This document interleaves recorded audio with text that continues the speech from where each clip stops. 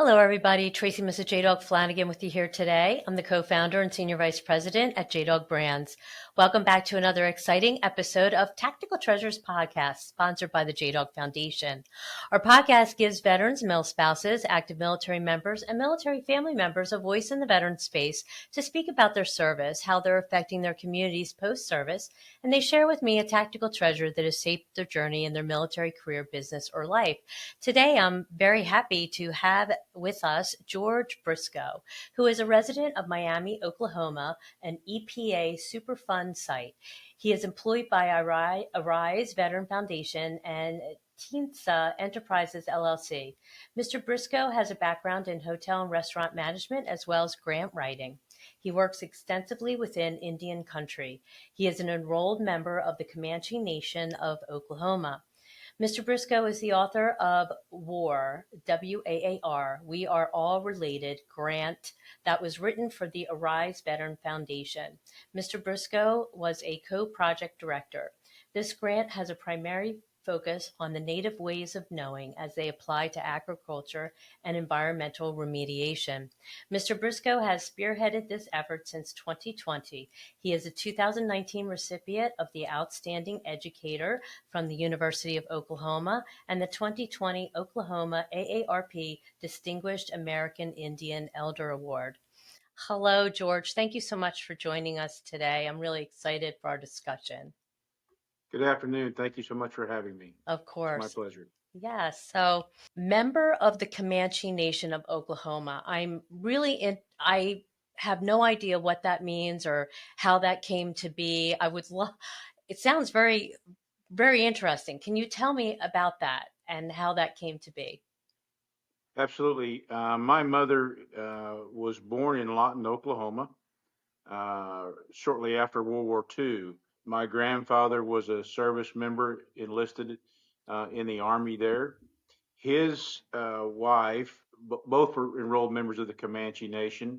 And unfortunately, we lost our grandparents shortly after my mother's birth. So my mother Oh, was adopted, but we are direct descendants of the Comanche people of Oklahoma. oh, wow. How exciting. That is what an interesting family history. I love it. You're the co-project director with Arise Veteran Foundation. Can you tell me about the work that you're doing there? Absolutely. Arise has a focus on healing veterans, both physically, spiritually, and through the WAR project. The acronym stands for We Are All Related. It is a Native American belief and mind system. Not only am I related to you, but I'm related to the natural world around me. So it's important that we honor our the people who've come before us and the people who are going to come after us and take care of the environment. It's important that we think about those things.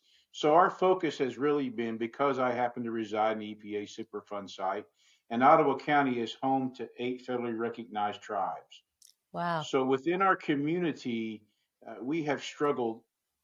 Tar Creek, some people may know it. It at one time was the most contaminated waterway in the entire world.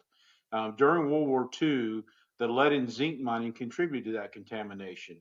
There was a tremendous effort to support the war here in northeast Oklahoma, as well as southeast Kansas and southwest Missouri. Mm. So we live in the tri state mining district. Most famously, some of the people who have died due to exposure to this was Mickey Mantle. Mickey Mantle grew up in Commerce, Oklahoma. He Wow. played in what we call the chat piles, which are really mine tailings. Oh, And wow. some exposure to lead is normal in humans, Mm. but extreme exposure can be very toxic and have very long term and very lasting and debilitating effects. So we wrote a paper. How do we create an environment where combat stressed veterans can come home, provide for their families, take care of the acreage that they own? And that was the purpose of this particular grant. So we utilize native ways of knowing. That means the times that we typically plant, how we take care of the land around it, how do we get the most out of the land and the wildlife that exists there.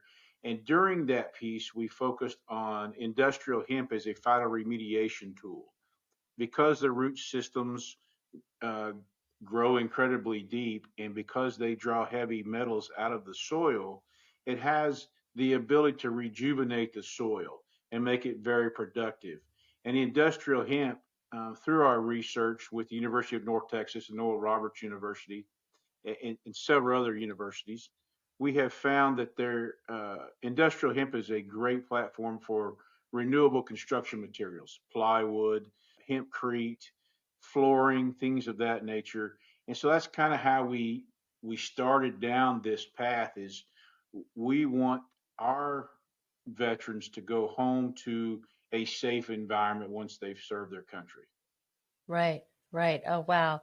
That's really amazing. So Tar Creek, so you've done cleanup there, right? You've had success there? We actually we have done testing. Our companies and our partners have done testing in the area. Currently, one of the tribes has the contract through the EPA to do the bulk of the remediation effort. And what we've seen, because we've been at this now arguably since 1996, so almost 30 years. Wow. EPA has dumped hundreds of millions of dollars into this project. And what we've seen is some companies come in, and through the EPA rule, they have been successful in removing some of the chat or mine tailings and encapsulating them in different concrete projects where they are no longer harmful to the environment or the people around them.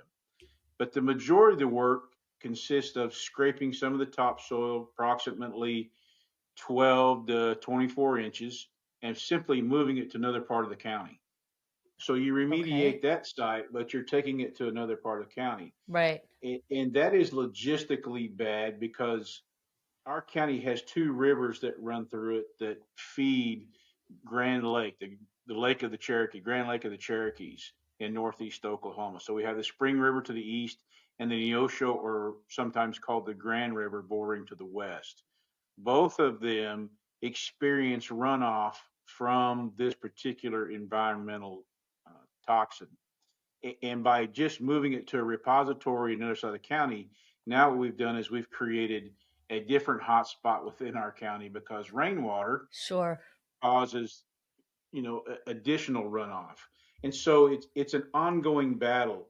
Um, we also struggle with the Grand River Dam Authority in that it's a hydroelectric dam, and that tends to back up several times during the year, which causes and pushes the toxicity back into the community. It is an ongoing battle. The tribes, some of the different groups in the community have fought through the legal system as well as the city of Miami with GRDA about this effort.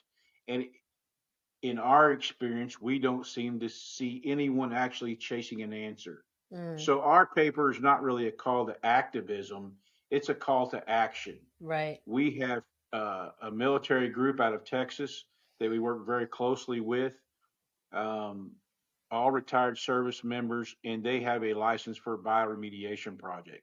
So we took samples across the county and then remediated those samples and sent them to the lab and had them tested. So we had a baseline established, Right. then we remediated them and had the test come back. And what we found was our remediation efforts in both the water and the soil were highly successful. We were asked to deliver that paper to the EPA, an environmental justice summit last August, August 2023. It was an in person summit. We submitted our paper. After submission, the summit then was changed to an online platform, and then we were asked not to participate, even though we have EPA approval for our bioremediation products. Right. What we seem to be running up against, because service members and most of your listeners will understand, they're very task oriented. Sure. You give us a task, we're going to see it through to the end. Yeah. That is not the consensus among academia. Hmm. They want to research and study and research and study. And consequently, what happens is our community continues to suffer. We're not looking for who to blame. Right. We want to clean it up and make it a better environment. And unfortunately, if you look across the landscape of North America, a lot of the rural communities and indigenous communities suffer from some type of environmental toxin. So we're not just looking at Northeast Oklahoma. Sure. We're looking to work across North America. It affects Appalachia the same as it does the UP, the same as it does the Southwest reservation areas. Those toxins, in some form or another, exist. They have been either mined, uh, explored for gas and oil. Uh, Creosote has been deposited through power pole usage and railroad ties. There are issues. We're looking at one right now in Memphis, outside of Memphis. A veteran organization has asked us to come in, evaluate the site, and develop a remediation plan for them. So there's lots of work to be done. The issue we run into, Ms. Flanagan, is who pays for it. Right. It is Yeah. costly to do this Sure. work. And so our education and our curriculum base, what we have decided to do is create an eco warrior of sorts through the veterans who've served this country using an indigenous mindset and approach, and then kind of shift the paradigm for a small farmer. Uh, Okay. that's our end goal, actually. Right. Okay. Yeah. You're also thinking that once you remediate this, you're able to use hemp to build homes That for that is veterans, right? Can you speak to me about that a little bit? Yeah. So in uh, our focus, and I say Indian country because predominantly my board of directors are Native American. Okay. Although we serve every branch of the armed services membership, as well as every group in the United States. We don't care if you're a veteran or you're a family member of a veteran. We want to do the best we can to assist you and help you. Right. And so through that process, what we've noticed is the housing deficit. In an Indian country alone today, it's in excess of 600,000 units currently and growing. And for us, there gets thrown this word around tiny homes and tiny home construction, and we kind of feel that's disrespectful to a veteran. We, Right. they're building 200 square foot homes, if you can call them that, or 300. We start at the national uh, published size for a single bedroom apartment is about 650 square foot. That's what our model is designed to start at, and it can go out from there. The mechanical engineering group at the University of North Texas has designed a building that is a traditional model, much like the Dene or the Navajo in the Southwest would traditionally use, and it can be reconfigured. It is made predominantly from hemp and soybean. And Wow. when I say that, we we utilize soybeans in some of our products as the binder. Okay. So instead of using a formaldehyde binder, which off gases and can cause many issues, Right. we tend to use products that have soybean as even Rust-Oleum. Most people don't know that Rust-Oleum has a line of paints that uses a soybean binder. Wow. They have caulking that has soybean binders in them. So for us, we start with the hempcrete. It is a mixture of hemp and concrete that tends to increase the tensile strength of concrete in some of the formulations, along with a soybean binder. We use a soybean and hemp insulation for our SIP panels. So the panels are poured on site or can be poured on site in a mold, and erected quite quickly. We have a hemp plywood that is also manufactured by another veteran organization.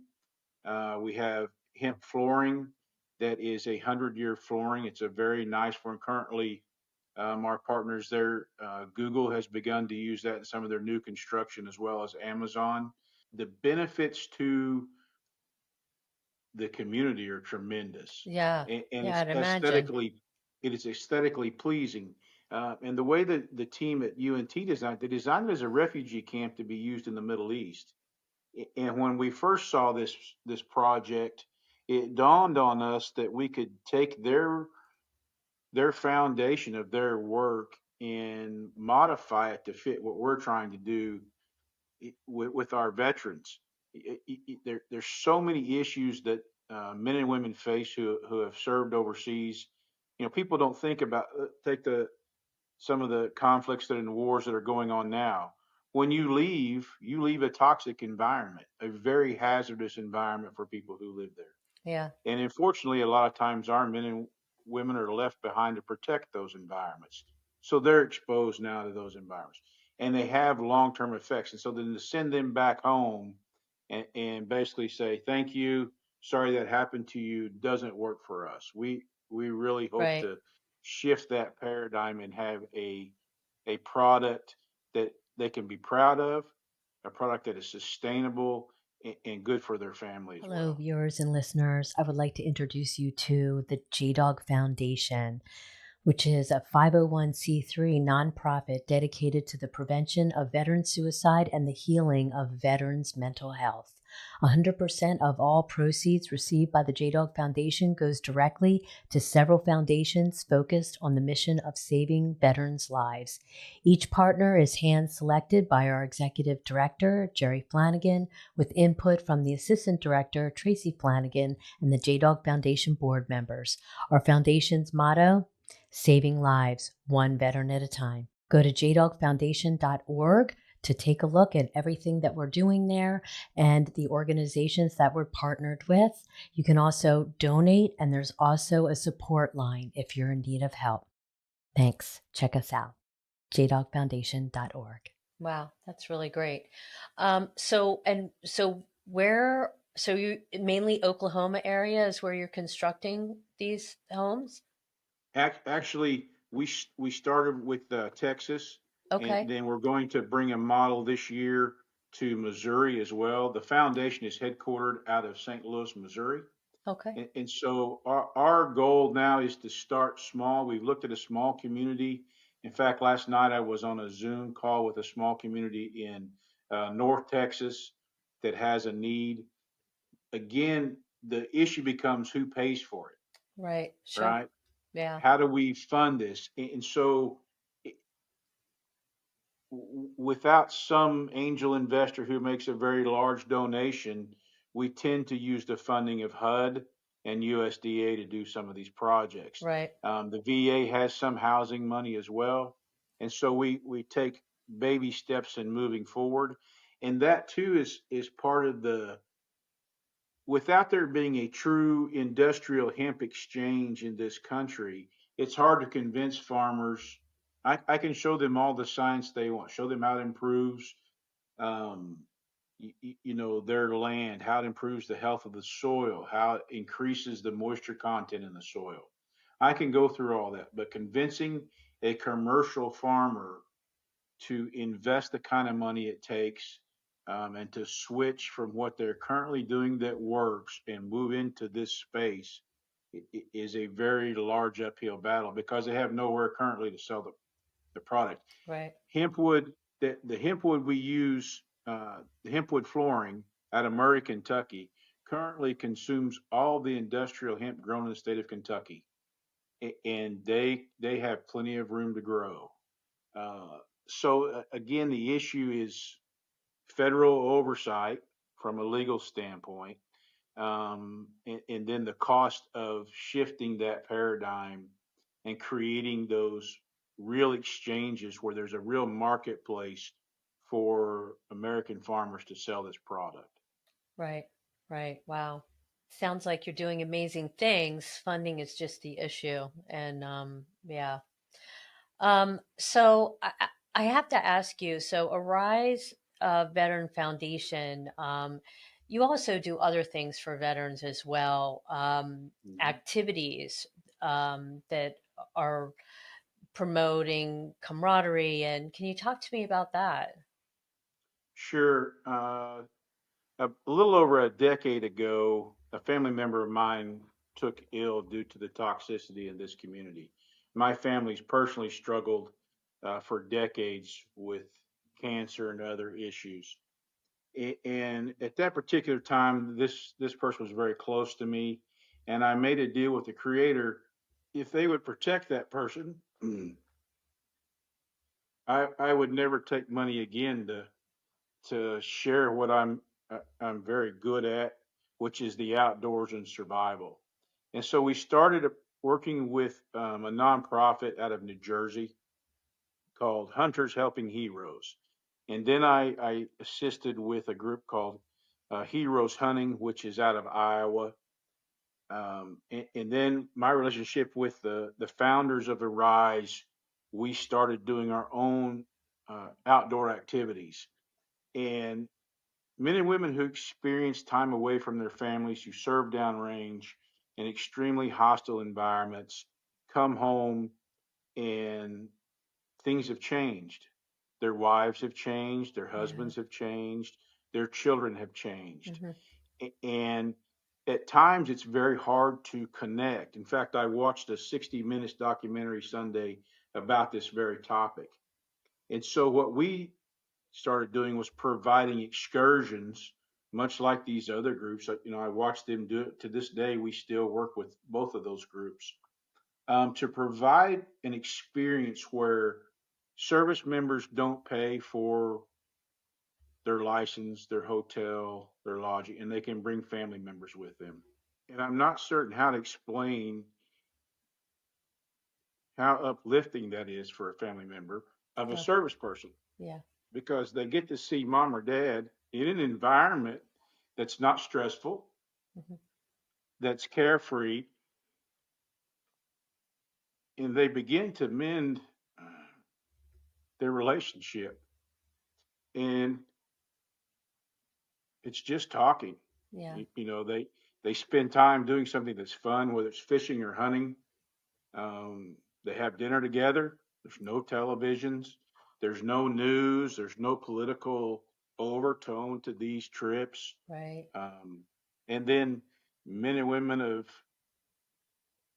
different branches of the armed forces come together, and there's they start out there's this kind of rivalry between them, right? But by the Oh, time they leave, yeah. they're amazing friends. Hmm.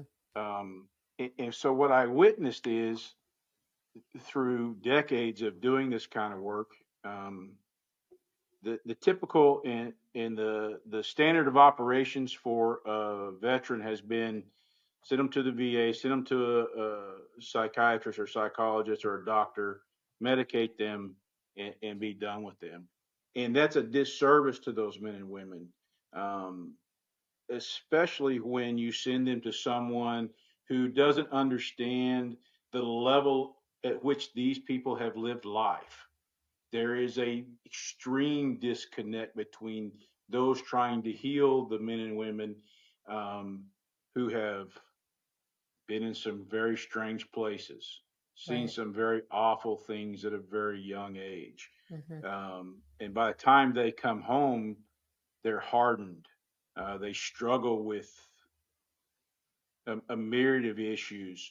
And then now we send them to a doctor who probably can't even load a firearm.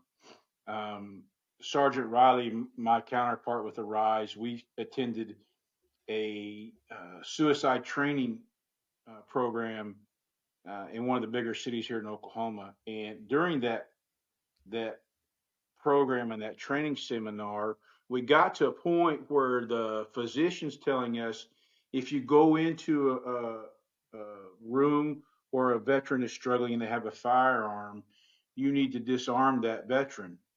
And I stood up and I said, you know what? You're going to lose me right here, because those men and women regard that firearm as an extension of themselves. And if you don't understand that, you can't help them. And so our work in the outdoor world is really kind of to drop those barriers, put them in a safe environment, and allow them to reconnect with their spouse or their children. Yeah. And it's been very rewarding to date. Yeah.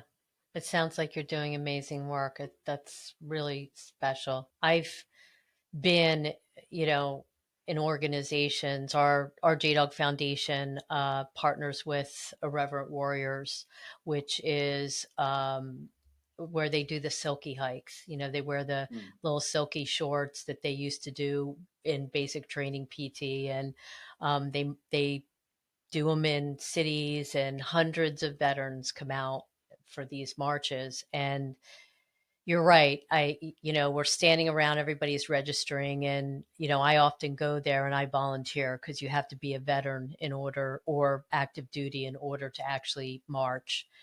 And to just see the camaraderie that happens after a couple minutes of, Hmm. kind of like, oh, okay, you're Army, I'm a Marine, or, and then it's just all about, talking and sharing stories and just connecting with one another and helping each other from a mental health standpoint. It's really amazing to watch, to see all that. So uh, that's amazing, that you're partnered with these organizations and doing such wonderful work. It's so needed. I have to ask you though, so I would love to hear your tactical treasure. Do you have a tactical treasure to share with us today? Um, you know, if I think back about my life and the things that I've done, um, I think the tactical treasure I would be most proud of, or most want people to understand, is trust. Mm, That's something that I think is important. Um, that's what service members survive on. That's what I think they're trained to believe in, the trust the people that they serve with. And so hopefully it doesn't translate into the real world always. I must be honest with you. true. The men and women that we work with, we trust very deeply. I have people who haven't lived the same life as I have, and I must be honest, my life is very different than a lot of people's. I've been very blessed to do some amazing things and be in some amazing places. Um, but I've been around men and women you cannot trust. And so for me, I think when you find people you can trust, you must honor that. Um, and once you find those people and find your tribe, they're not always your family members. You're You right. know, Hmm. I have heard lots of saying blood's thicker than water. I do not agree with that. Your tribe or your family are the men and women you trust and that you spend time with in whatever trench you're in, whatever task you've undertaken. You must be able to trust them. If you cannot, then you have lost from the very beginning. Um, so it may not be what you're looking for, Miss Flanagan, but that's what I think when I you ask me that question. that is a great tactical treasure. I love it, um, because a lot of how we live in this world, I know, just from my personal experience, is trust. Yes, ma'am. And service members, you're right. You have to trust the person on your right or your left. You put your life in their hands. So I think that's an awesome tactical treasure. Very special. Thank you. George, I really appreciate you coming on and enlightening us about everything going on in your world, and what you're undertaking to try to change things, in your area of Oklahoma, and all the great work you're doing with the Rise Veteran Foundation. It's amazing. If Can veterans um, participate, or apply to be a part of a Rise Veteran Foundation, to get involved with what you're doing? How would they go about that? Yes, absolutely. We deal with a lot of different veteran organizations across the country. The best way is to contact me at Arise Veteran Foundation. It's ariseveteranfoundation.org. Okay. You can find our contact information on the website. Um, for full disclosure, there are only two paid employees of Arise, myself and Sergeant Riley. Hmm. Um, Everyone else is volunteer. Hmm. We try to do and make the money that we actually are funded or someone donates to us serve the veteran community. We try to make it go absolutely far as we can go. Um, we're going to continue down that mission. That is our mission. We will help write grants. We'll put you in contact with people in your particular space. My focus happens to be agriculture and remediation. We have other focuses of healthcare, is a large focus with my board of directors. Transitional occupational therapy is a very strong mission with them as well. Community outreach, another. So if you want to get involved with people who are just trying to do the right thing, we would love to have you. I promise you. Oh, that's great. That's great. And I guess veterans can come there if they need help, if they have needs. They can contact Arise Veteran Foundation to see how to have, the needs met or go on those trips, fishing trips that you were talking about. Absolutely, absolutely. And we work very closely with Dr. Rogers. Dr. Rogers is a combat veteran Hmm. who runs the PTSD Foundation of Houston. If you're listening and you have a service family member who's a service member who struggles, please reach out to us and we'll be glad to try to help. We can't get to everyone, but we do our best to help Sure. and relieve stress for the families. Um, and if you'd like to go on one of our trips, if we can't take you, we'll put you in touch with one of the other groups that maybe they can take you. Yeah. Okay. The collaborations, I trust both of those groups, and the men who operate those groups and the women who operate those groups. I trust them very, very uh, highly. They're very professional, and they are just a lot of fun to be around. They do an amazing work. So we would love to participate and have people participate that we haven't met yet. So yes, please reach out to us, email, shoot us a message in our comment section on the website. We'd be glad to reach out to you. Thank you. Okay, that's great. Thank you for sharing that information. George, thank you so much for coming on. I really appreciate your time today. Thank you so much. Have a blessed week. You too. Hello, viewers and listeners. Thank you so much for tuning into this episode of Tactical Treasures podcast, sponsored by the JDog Foundation. We have just finished up an amazing conversation with George Briscoe, who is a resident of Miami, Oklahoma, and is enrolled member of the Comanche Nation of Oklahoma. He is also employed by Arise Veteran Foundation, which aims to heal the mind and body of our veterans. We use the acronym WAAR. We are all related. This is an indigenous belief that we are connected to each other and to the natural world around us. Our agriculture curriculum and the remediation curriculum are based on native ways of knowing. They use a holistic and natural approach to agriculture with technology and equipment. Being traditional does not mean living in teepees. Arise Veteran Foundation also offers outdoor activities for our service members. In collaboration with Voodoo Outfitters, Arise has arranged duck hunts and ocean fishing trips for service members. Their partners in this venture are Heroes Hunting and Hunters Helping Heroes. Both organizations are veteran-owned 501c3 organizations. So if you want to find out more how to become involved, or if you are a veteran in need, please go to their website, ariseveteranfoundation.org, and you can contact George through there and fill out a form and connect to resources and see how to get involved. Again, thanks for joining us. You can find Tactical Treasures podcast on all your streaming podcast platforms as well as Vet TV, American Grit, and our dedicated YouTube channel. We are now airing on Reese Across America Radio on Thursdays at 7 p.m. Eastern. And if you miss that, be sure to join us on Saturdays at 1 p.m. Eastern for the encore. You can also find Reese Across America Radio on the iHeartRadio app, the Odyssey app, and the TuneIn app. We are also proud to share that our JDog Foundation is a Wreaths Across America sponsorship group.